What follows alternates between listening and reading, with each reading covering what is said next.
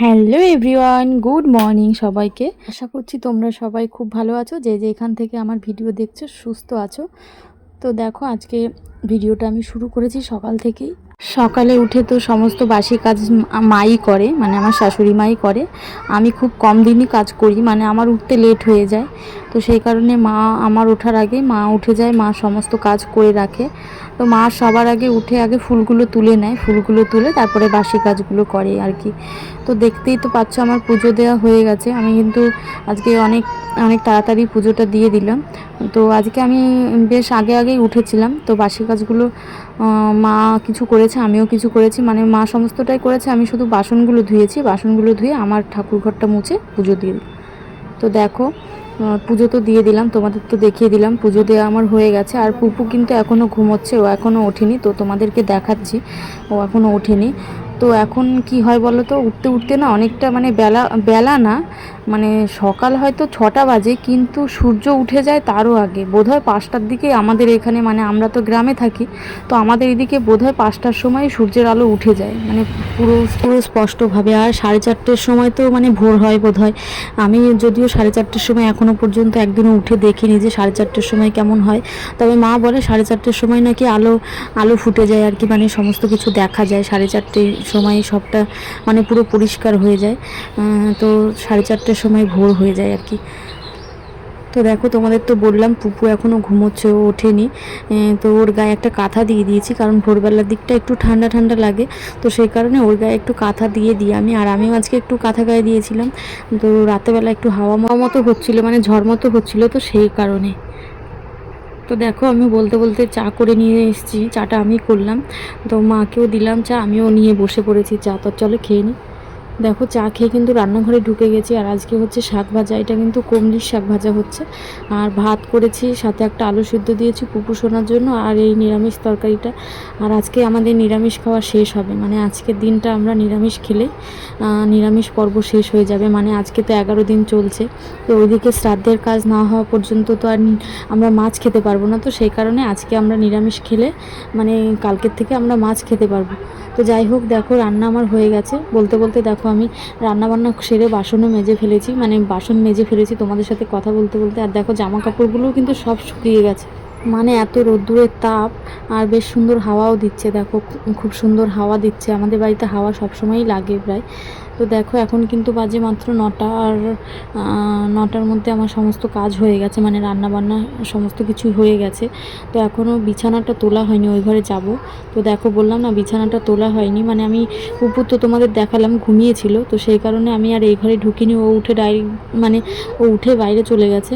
তো সে কারণে আমার আর ঘরে ঢোকা হয়নি। তো ওকে ফ্রেশ করে স্কুলে পাঠিয়ে দিয়েছিলাম। তা বিছানাটা তুলে নিলাম, আর এখন বসে রয়েছি। কখন আসবে পুপুর অপেক্ষায় করছি, ও স্কুল থেকে কখন আসবে, তারপরে ওকে খাইয়ে আমি খেয়ে নেব। তো ও একাই চলে আসবে, আমি আর ওকে আনতে যাব না, যেহেতু এখান থেকে এখানে স্কুল ছুটি হলে, আগে না ও স্কুল ছুটির আগেই চলে আসতো। তো এখন স্কুল ছুটি হয়, খাবার নিয়ে একবারেই বাড়িতে আসে। পুরো স্কুল এখন ছুটি হয়, তারপরেই ও বাড়িতে আসে। তো দেখি ও কখন আসে। ওই 10টা মতনই বাজবে, 10টার একটু আগেই চলে আসে। যেহেতু এখন গরমকাল, দিদিমণিও আগে চলে আসে, তো সেই কারণে আগে ছুটি হয়ে যায়। শীতকালটা একটু লেট হয়ে যায়, কারণ শীতের সময় তো সকাল হতে হতেই 7টা বেজে যায়, আর দিদিমণি আসে তখন 8টা বেজে যায় প্রায়। তো সেই কারণে 11টার দিকে ছুটি হয়, আর এখন একটু তাড়াতাড়ি ছুটি হয়ে যাচ্ছে। তো দেখো, আমাদের কিন্তু দুপুরের, মানে সকালের খাওয়া দাওয়া হয়ে গেছে। সকালের খাওয়া দাওয়া করে পুপুকে স্নান করিয়ে ঘরে ঢুকিয়ে নিয়েছি, যেহেতু বাইরে খুব রোদ্দুরের তাপ। তো এখন ঘুমোবে, গয়না শুরু করে দিয়েছে। তোমরা তো সবাই জানোই যে ও স্নান করার পরে একটু বসতে চায় না, স্নান করা হয়ে গেলে ওকে ঘুমোতে হবে। তো ওকে আমি স্নানের আগেই খাইয়ে দিয়েছিলাম। তারপরে খাওয়ার পরে ও কিন্তু একটু ঘুরে বেরিয়েছে, তারপরে ওকে স্নান করিয়ে দিলাম। স্নান করিয়ে এখনই ঘরে নিয়ে আসলাম। তো যাই হোক, ওকে এখন ঘুম পাড়াতে হবে।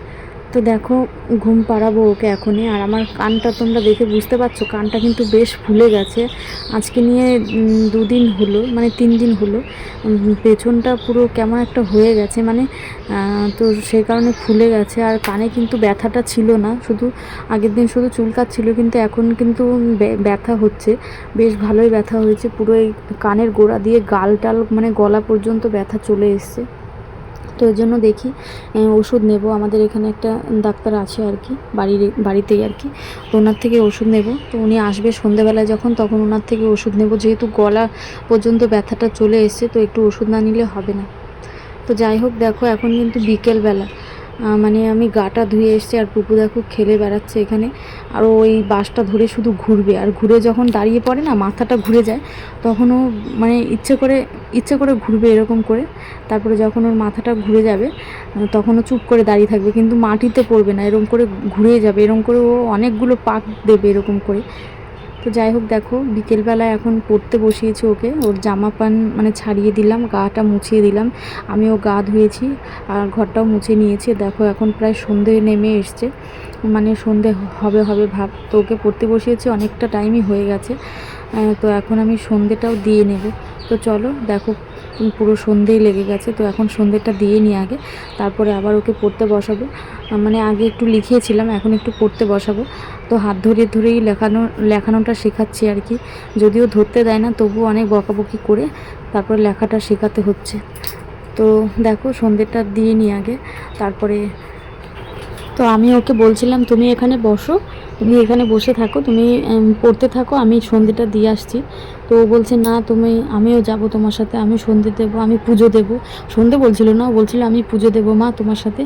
তো দেখো ও নেমে চলে আসবে এখনই পুজো দেওয়ার জন্য। মানে ও কিন্তু এরকমই করে, আগে সন্ধেবেলায় রোজ যেখানেই থাকতো না কেন, মানে যেখানেই থাকুক না কেন, সন্ধ্যের টাইমটায় ও বাড়ি চলে আসতো, কারণ জানে মা পুজো দেবে, তো সেই কারণে ও পুজো দেবে, সেই কারণে ও চলে আসতো বাড়িতে। তো এখন দেখো, যখনই আমি বলেছি যে আমি সন্ধে দেবো, তুমি এখানে বসে থাকবে, নামবে না নিচে, তো চলে আসছে দেখো সন্ধে দেবে বলে। দেখো পুরো ঠাকুরের সামনে ডাইরেক্ট চলে যাবে। তো যাই হোক, চলো সন্ধেটা দিয়ে নিই, তারপর তোমাদের সাথে আবার কিছু শেয়ার করব।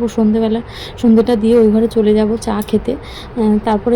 তারপরে আবার ওকে একটু পড়াবো, চাটা খেয়ে এসে আবার একটু পড়াবো, যেহেতু লেখানোটা হয়ে গেছে, একটুখানি পড়াবো।